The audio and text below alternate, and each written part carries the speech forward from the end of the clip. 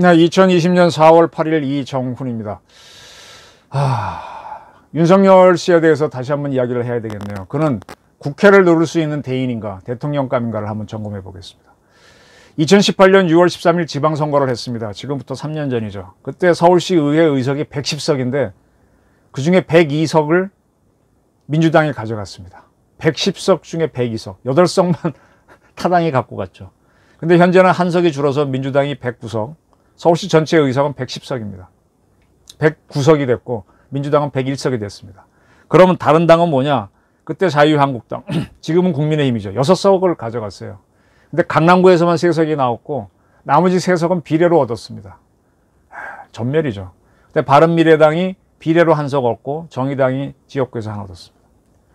이때 6.13 지방선거로 민주당은 서울시 의회에서 3번 연속 다수당을 기록했습니다. 그 전에 있었던 14년 선거에서는 그때는 국민의힘이 전이죠. 그때는 뭐 자유한국당이 29석, 29석이라도 건졌는데 6석으로 4년 만에 출하했습니다.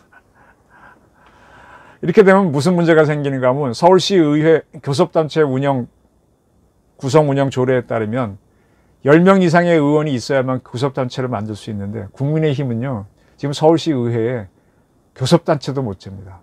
다 무소속인 그런 처지가 된 거죠. 때문에 이런 일이 벌어졌어요. 작년에 서울시 시장하던 박원순 씨가 변사했죠. 이 변사하기 전에 4월 15일 총선을 했는데 그 총선 하루 전날 바로 박원순 시장을 성추행 혐의로 고소했던 그 피해자가 성추행을 심하게 당했습니다. 그리고 그 선거 끝난 다음에 그 사람이 그 서울시 비서실에 있던 남자로부터 당한 거죠. 고소를 했고 입건이 됐고 그래서 서울시 의회도 알게 됐는데 서울시장 비서실에 대한 감사권을 가진 서울시 의회가 이 문제를 다루기 위해서 임시회를 열었어요. 여기에 대해서 당시 주간 시사저널에 자세히 보도했는데 그럼 읽어보시면 좋습니다.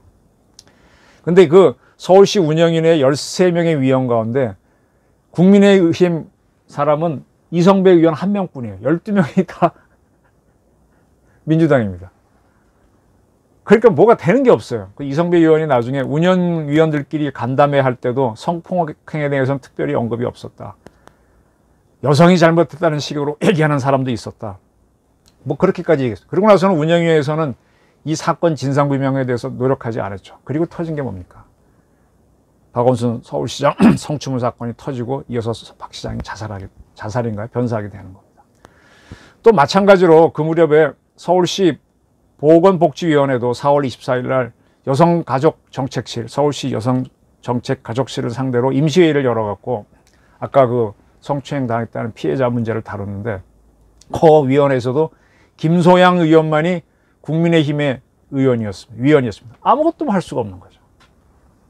그때 서울시 의회가 이 성추행 사건을 제대로 다뤘으면 박원순 변사 사건은 일어나지 않았을지도 몰라요. 무슨 얘기냐?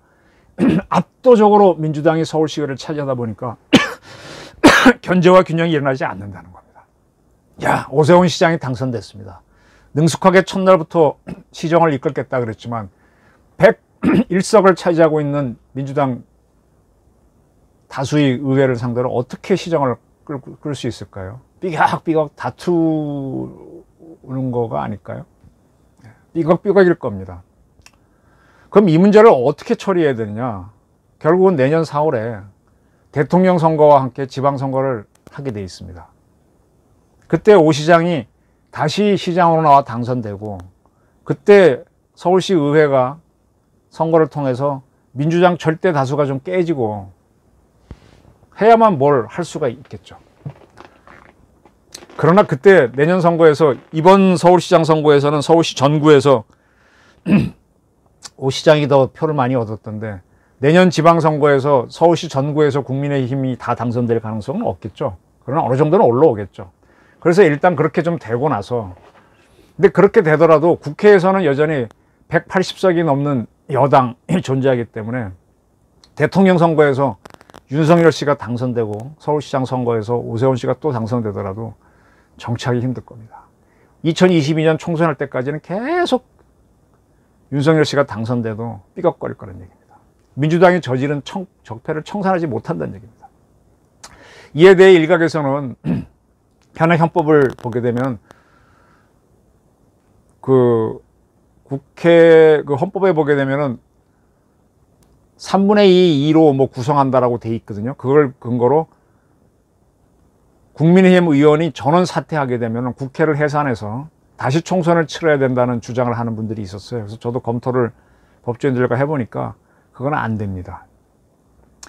국민의힘 100명 정도 의원이 사퇴해도 현존 국회의원은 과반수 이상이 민주당이기 때문에 그들만으로 국회를 운영할 수 있습니다. 오히려 더 길 열어주는 거죠.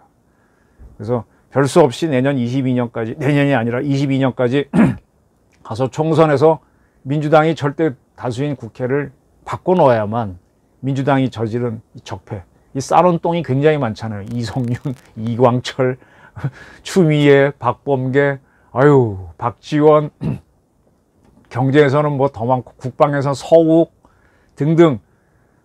이 똥을 치워야 되는데, 똥 치워도 세월 다 갈 겁니다. 결국은 뭐냐? 이 첫 번째 고개가 넘은 거고, 두 번째 고개는 대선하고 지선, 세 번째 고개는 22년 총선인데, 이렇게 다 이기기는 어렵겠죠. 그러나 어느 정도 대선까지라도 이겨야 뭘 할 수가 있을 겁니다. 자, 근데 이거를 윤석열 씨가 만약에 다음 대선에 나와 당선이 된다고 했을 때, 이 180씩이 넘는 민주당 국회를 끌고 나가는 방법은 대통령 인기밖에 없어요. 근데 이걸 보여줬던 대통령이 미국에서 레이건입니다. 레이건은 계속 여소야대 국회에서 연임을 했습니다. 그거는 그 방법은 천하의 인재들, 자기 캠프에 있던 사람이 아니라 캠프에 있던 사람들을 보고 가장 유능한 사람 추천해 달라 그래서 국무장관, 국방부 장관 시키고 끌고 나가고 경제는 맡기고 작은 정부를 하다 보니까 경제가 일어난 거죠. 공정하게 했고. 그러니까 간 거죠. 그리고 야당을 아주 잘 다뤘어요. 하원 대표를 하원 위원장을 모셔갖고 아주 생일도 잘 해주고 하면서 능란하게 능구렁이 청이름했죠. 오세훈 시장은 야당을 잘 다루지 못한 사람입니다. 그래서 급식 문제 갖고 사퇴를 해갖고 서울시장을 박원순 씨한테 헌납하게 만드는 사람 아닙니까? 그러면 앞으로 대통령이 될 사람은 대인이면서 절대 소인이면 안 됩니다. 이낙연 씨보다 훨씬 큰 대인이면서 능구렁이가 돼야 되는데 윤석열은 그런 사람인지 저는 궁금합니다. 아직은 서울법대 출신은 대통령이 된 적이 없고 이낙연 씨가 하는 걸 보게 되면은 그 또한 똑똑한 사람일수록 잘게 노는데 대인이 아닌 자 대권을 넘보지 말라 이 말을 하고 싶습니다. 윤석열 씨가 지금 거의 뭐 마지막 희망으로 바라보는 사람들이 많은데 아직 보여준 게 없거든요. 뭐 이번에 김종인 위원장도 나가면서 너무 자만하지 말라 그랬는데 별은 아직 먼 곳에 있다. 오세훈 승리에도 불구하고 이거는 첫 번째 단추일 뿐이고 윤석열 씨가 대통령이 돼서 이 민주당이 쌓아놓은 이 똥을 다 치우는 적폐를 다시 한번 청산해야 되잖아요. 그리고 뭔가 통일의 기회를 잡으려면 아직도 할 게 많다. 그리고 천하의 인재를 모아라. 대인이 되라. 이런 당부를 오 시장 당선과 더불어 같이 좀 드리고자 합니다. 감사합니다.